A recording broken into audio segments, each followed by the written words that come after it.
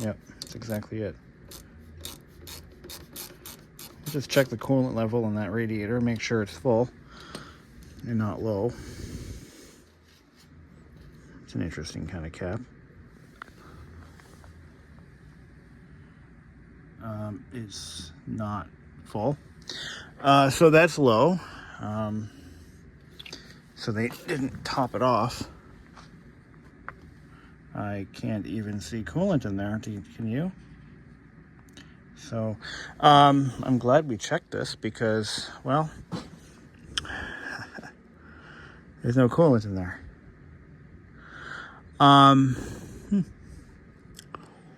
Okay. So I'm gonna run to tomorrow. I'm gonna have to pick up some coolant, and we're gonna fill it back up again.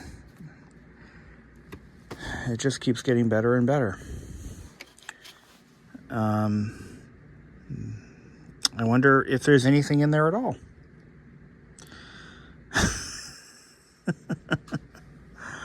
Oh, God. All right. Well, that's why we check things.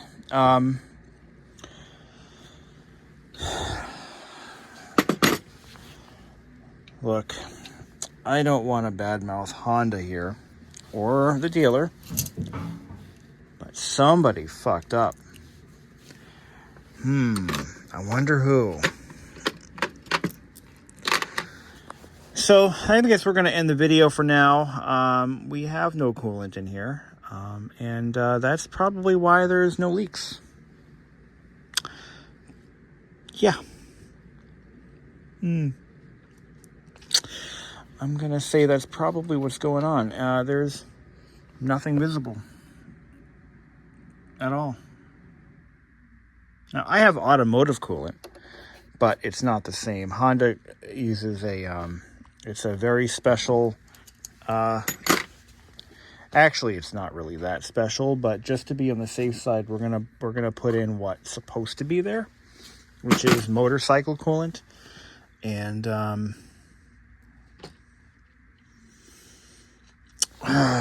you know, all right, folks, today is, not a good day.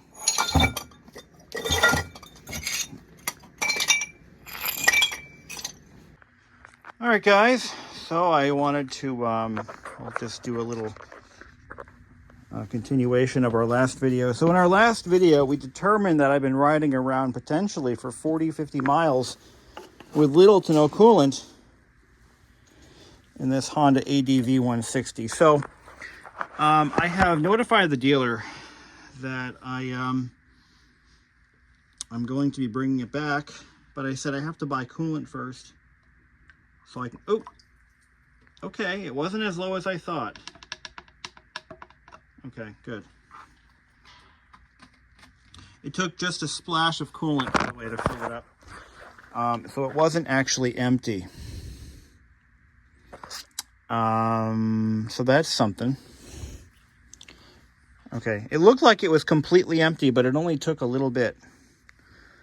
So that's somewhat promising. Now, as far as making sure that it's bled properly. So it didn't lose a lot. No. So, but it was low.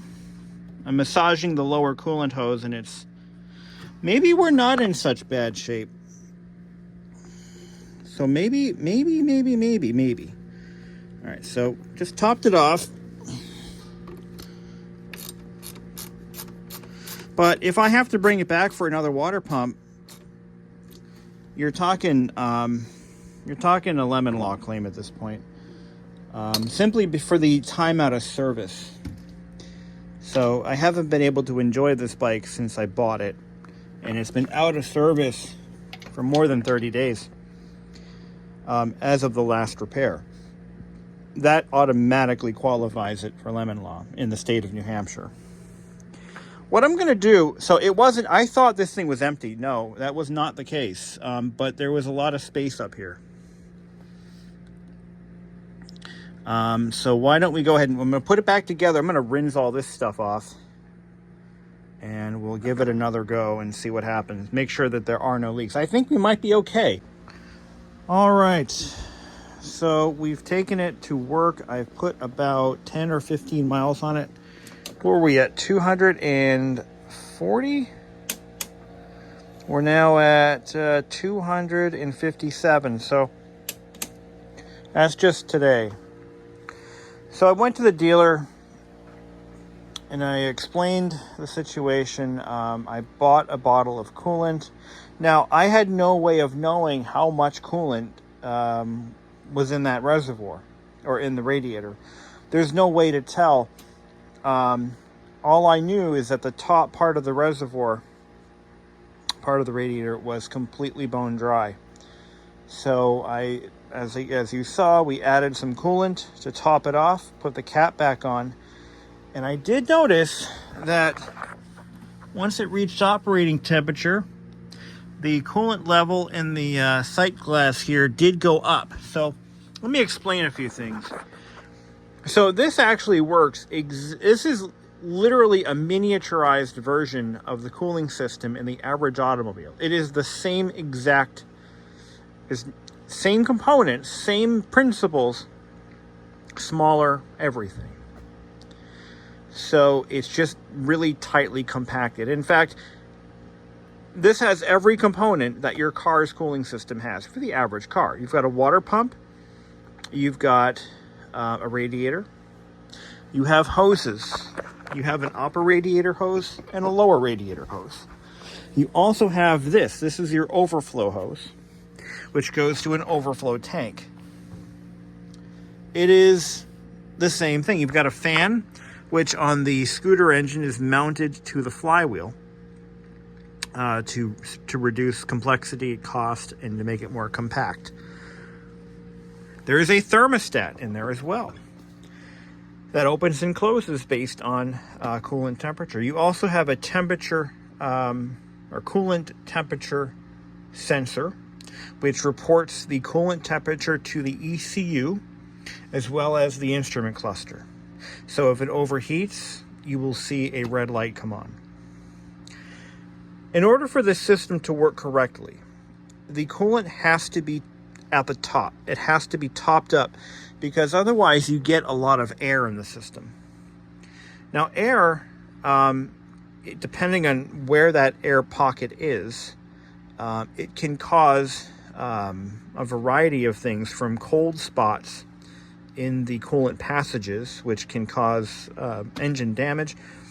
You will also, depending on where that air pocket is, it will no longer register coolant temperature. So if it does indeed overheat, you'll have no way of knowing, and that is when engine damage can occur. Every cooling system has there's a point, usually the highest point in the entire system is where all the air bleeds out to. On this particular system, the radiator cap is the highest point. It is above everything else. And in order for you to be able to remove the air in the system from the system, the cap has to be removed, and usually you would run the engine or massage the cooling hoses. But this system is pretty simple. I shouldn't have to do any of that. Just take the cap off and top it off from there, and the air will work its way out. All right, folks, so I've put some more miles on the bike after washing the coolant off or whatever splashed, plus any residue from previously dried coolant. And here's my report. It looks like there's no leakage.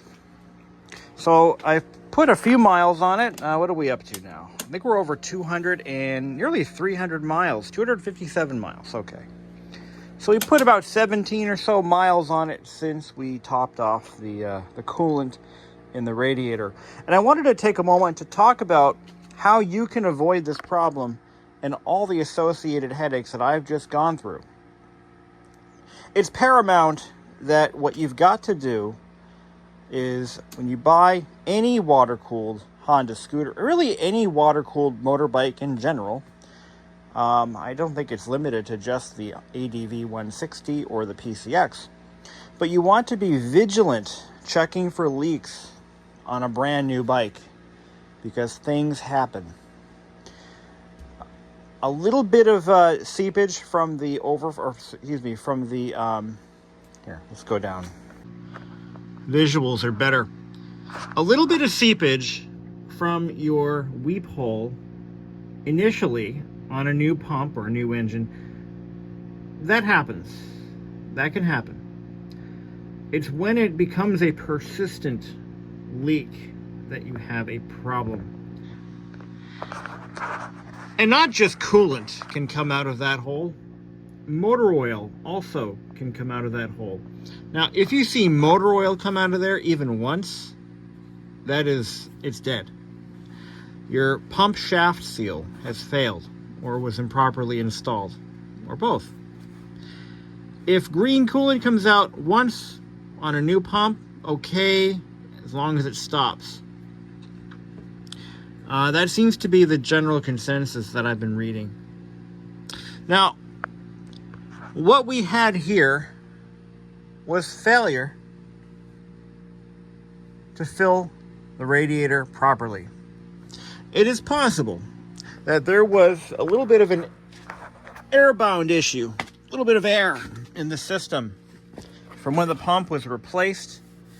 It's possible that the technician just didn't top it off completely after running the engine. Air can cause problems. But the important thing is the cooling system was never allowed to get below a certain level to cause any damage. The amount of coolant that I put in this system was negligible. Probably maybe 2 ounces. I mean, it was nothing. There was nothing added from the bottle. I was expecting and prepared for an entire bottle of coolant to be poured into this system, but that was not the case. Now, I think it's important at this point to talk about how the cooling system actually works for those of you who don't know, and that's okay if you don't. Not everybody knows how a cooling system works. So we'll talk about all the components, what they do, and let's do that.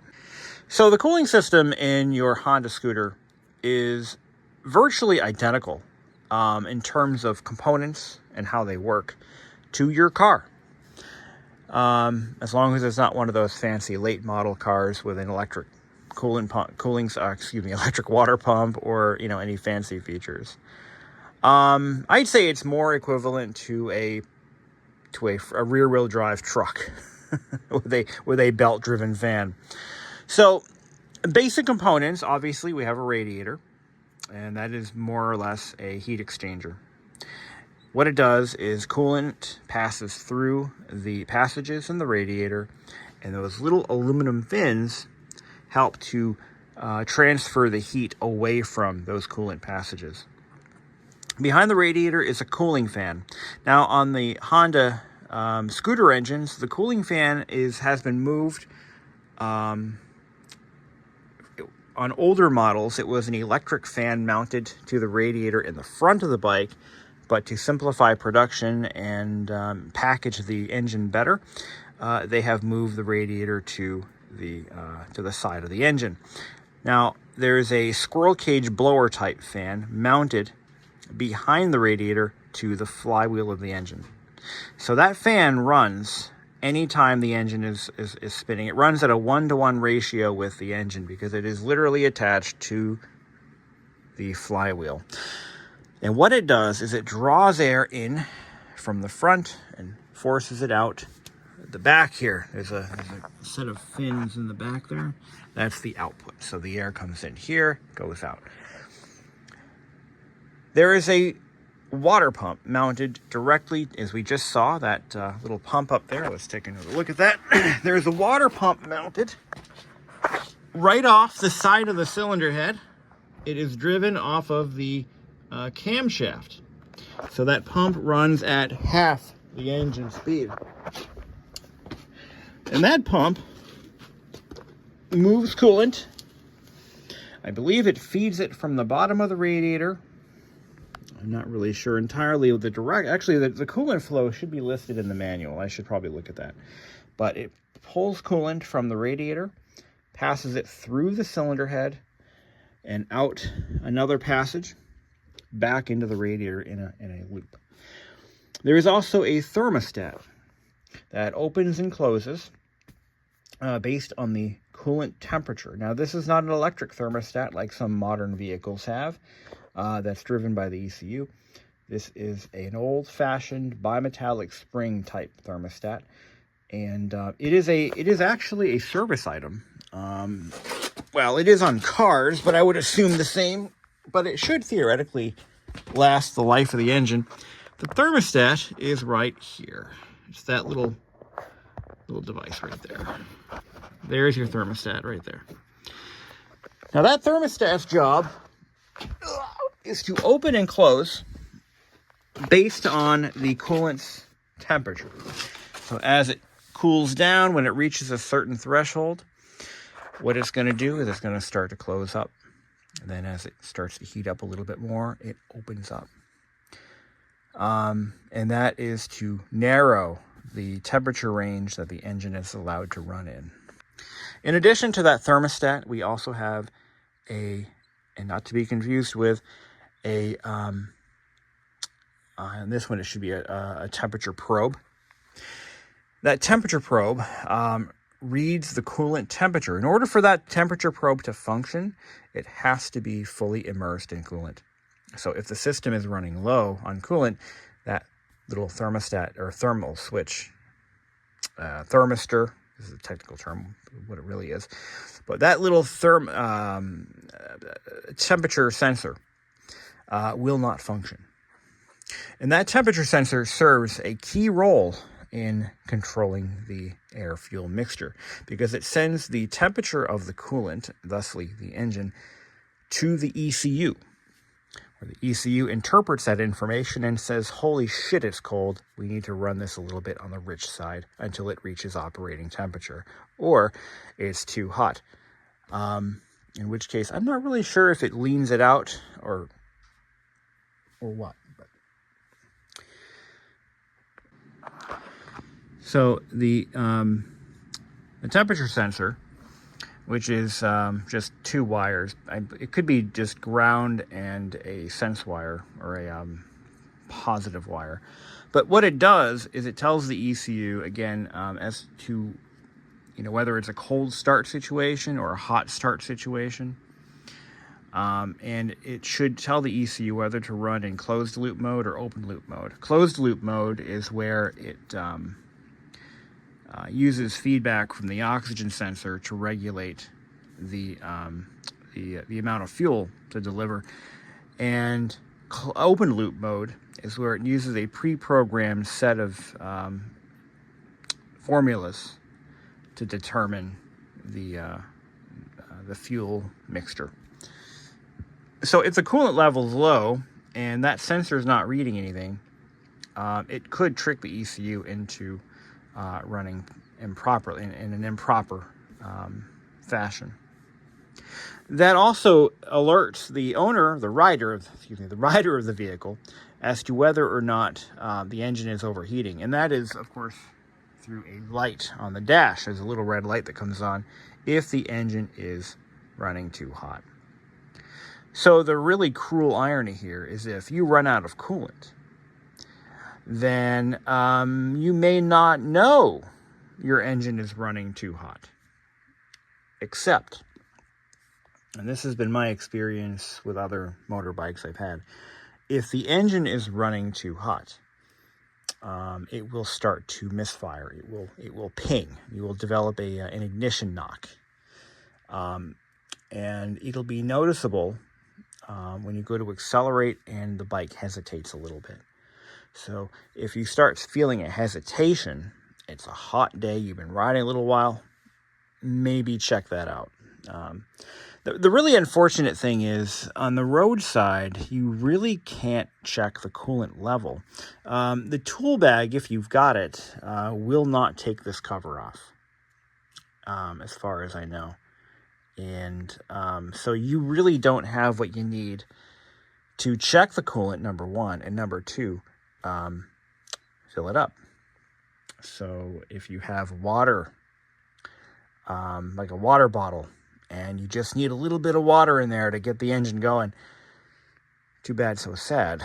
That was a design choice that Honda made deliberately on these water-cooled models, and I don't understand why.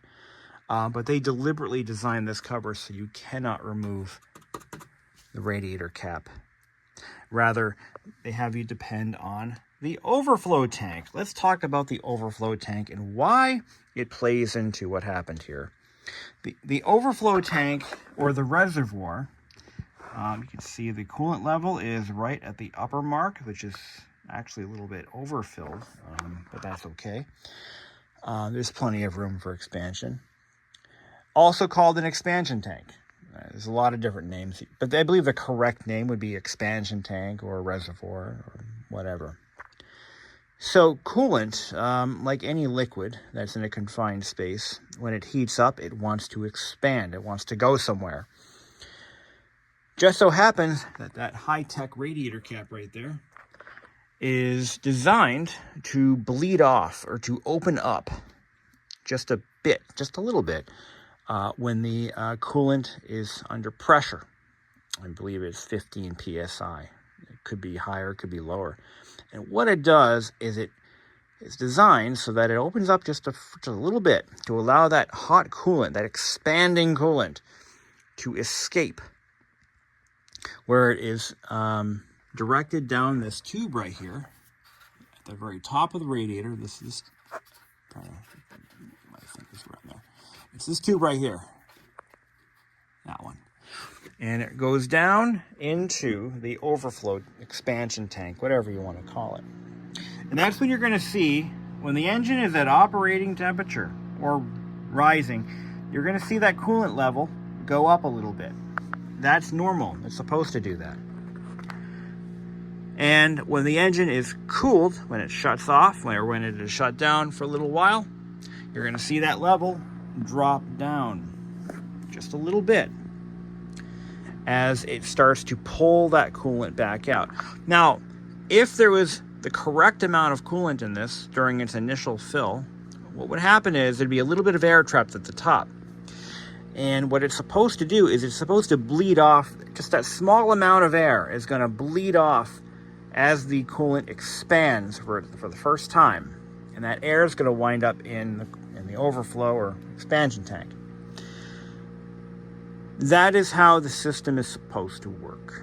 And then the next time it's shut down, you're going to notice the coolant level drop a little bit from where it was previously. All very normal. If the system is underfilled, as it was before, or if some of it leaked out, which I don't think we lost enough coolant to make a difference, I believe it was underfilled. What's going to happen is that air pocket at the top, because in this bike, this is the top of the cooling system. This is the top point. Little bit of a primer. So cooling systems, when they're filled, some of them require elaborate bleeding procedures to get any air trapped in the system out. Some car engines and motorbikes, they'll have a bleed screw that you have to open up to bleed off all that air. But a more simple system like this one, this is where the air is going to go. It's all going to wind up here at the top because it's the highest point of the system, and there should be nothing in there to prevent air from getting up to the top and the coolant from replacing it. All this to say that if there's a pocket of air in there, that air acts as a spring and it compresses to make room for the expanding coolant that's in there. And there's too much air to bleed off and get into here. It'll still work, but not as efficiently and not as effectively. I hope that clears up how the cooling system works. So from this point forward, we have the correct amount of coolant in the system. The overflow bottle or expansion tank is at the correct level. Everything should be fine. We're going to keep monitoring this system like a hawk until it gets a few hundred miles on it, and then I'll be okay. But at that point, if between then and now we develop a leak, it's going back to the dealer, and I just may proceed to file lemon law claim paperwork. So, in my next video, we are going to talk oil change. So, it has 250 miles on it, a little more than that. Close enough to the 300 mile mark that's halfway between the first 600 miles, which is when it's due for its first oil change. We're going to get ahead of this, and we're going to change the oil as a precaution to get anything out of there that might be accelerating engine wear. Brand new engines do indeed, number one, they burn oil, and I've lost a tiny bit of oil in that engine so far, but I expect that. It's a new motor. But new engines do require break-in oil change, and we're going to do two. We're going to do one at 3, one at 6. You don't want to put high-quality synthetic oil on an engine that is breaking in, because synthetic oil can actually hinder the break-in process. So we're using Honda's GN4 oil. You can use on a scooter engine. You can use any oil as long as it meets whatever the API specs are in the owner's manual. Basically, any good quality 10W30 in this case. Motor oil is all you need. This is GN4. This is Honda motorcycle oil, and the difference between standard regular automotive oil and this stuff is there are friction modifiers in this for common lubrication engine cases that have the engine and the transmission sharing the same lubricant. That's what this is for. And it's for the clutch plates. Scooters do not have clutch plates. But if you've got, say, a Grom or a Super Cub or a Trail, those require this oil. You could actually use power equipment oil in this scooter and it would be fine. There is no clutch in the engine case. Let's get that out of the way. But I bought this because I was there and I figured I'd talk about that. I'm actually, to make this a talking point, this is a prop, but we're going to use it. We're also going to go ahead and clean the bike a little bit. So this is matte finish cleaner. I asked the parts counter, I said, do you have anything for matte paint jobs? And he says, actually we do. And this is what he produced. You could probably get away with Windex, but we're going to try this, see how that goes. At the same time, I bought a bottle of Novus plastic polish. This is the correct stuff for cleaning that polycarbonate windshield. You are not supposed to use Windex on those polycarbonate windshields. It can actually allegedly turn them yellow, and I'm just going to go ahead and use this stuff. Picked up a pack of 10 crush washers. We're also going to change the final drive oil as well. It's important to go ahead and do that too, because if you don't, just do it. I'm going to do the final drive oil every time I do an engine oil change. And just for the record, this is HP coolant. This is what Honda sells for their bikes. That is the correct stuff to use. If your uncle's brother's wife's boyfriend uses Prestone from AutoZone, then that's fine. This stuff is only $10 a bottle. It's enough to fill the whole system once, at least once over. But that's what we're going to do, and that'll happen in our next video, which I'm going to film hopefully tomorrow. I got to put some miles on this, get it warmed up, then we'll come bring it back into the basement. Then we'll do the fluid changes, and we're going to take another look at that water pump. So thank you for watching, and together we will persevere in getting a long, useful life out of this bike. I have faith.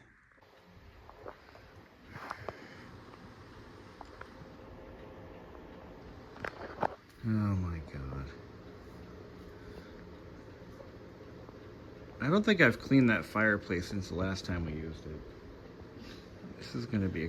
How did you get in there? Oh my gosh. First time he's ever been in there. Why? Why now? Hmm? Look. How'd you get in there, buddy?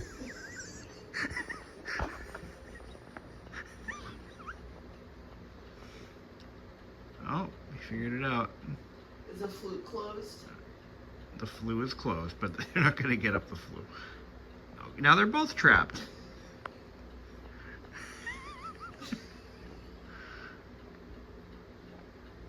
What the hell happened? Hey, get back here. Oh my god, I'm going to have to zip tie that thing closed. Help. Oh my god, Oreo, your paws are going to be so disgusting. Oh. Oh my god. Is the chimney covered? Yes. The only thing that he could possibly do is step on the ash dump door in the bottom. I don't think he's too big enough. I think he's too big to fall through. No, actually I put the andirons on top of it so that they can't do that, but oh my god. Butter boy, come on out. Come on. Come on, let's go. Come on. Go get the cat treats. See, he just moved the ash door. There he goes.